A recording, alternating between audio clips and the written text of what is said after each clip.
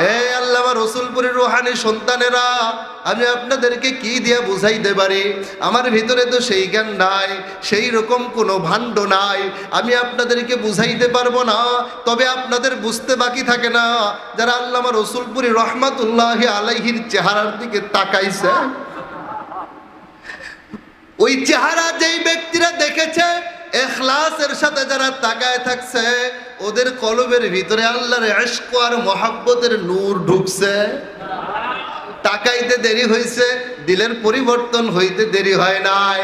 কত মানুষকে দেখলাম ওই চেহারার দিকে তাকায়া ওর বাঁকা অন্তর সোজা হয়ে গেল।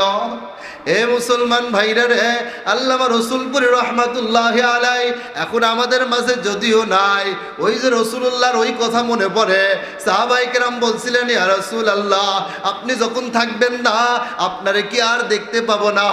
নবীজি বলছিলেন, কেন দেখতে পাবা না?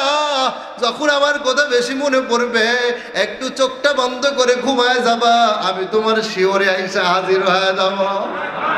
আল্লামা রসুলপুরের রুহানি সন্তানেরা রে, কতজনের খবর আমার কাছে আছে, যাদের কোনো টেনশন যখন হয়ে যায়, রাত্রেবেলা ঘুমাইতে দেরি হয়, আল্লামা রসুলপুরি তার ঘরে আসতে দেরি করে না।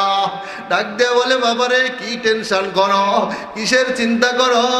তোমার কোনো চিন্তা নাই, ঠিক জায়গা মতো আছো।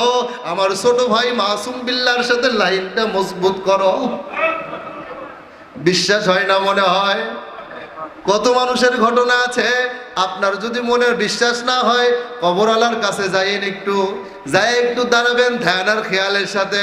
কিচ্ছু যদি বুঝতে না পারেন, অন্তত পক্ষে নীরব চোখে তাকায় থাকবেন, কিছুক্ষণ পরে দেখবেন দিলের অবস্থার পরিবর্তন। এবার চোখটা বন্ধ করে দেন, মাথাটা নিচের দিকে করে দেন। আমি আর লম্বা করতে চাই না, আল্লাহ তাআলা অল্পর ভিতরে বরকত দিয়ে দিবেন ইনশাআল্লাহ। আসেন একটু জিকিরের দিকে চলে যাব। কেউ চোখ খুলবো না, চক্ষু বন্ধ করিয়া রাখি। এই তো মনে মনে কল্পনা করি আমি অসুস্থ হয়ে গেলাম, আমারে ধরিয়া সবাই মিলা ডাক্তারের কাছে নিয়ে গেল। ডাক্তার ডাক দিয়া বলতেছে, কে আসো? রোগীর লোক, এদিকে আসো। ওই যে আমার আত্মীয়, আমার ছেলে, আমার ভাই, আমার বাবা। ডাক্তারের কাছে যা বলতেছে, কি হয়েছে বলেন? আপনার রোগীরে বাড়ি নিয়ে যান, উনি আর বাঁচবে না।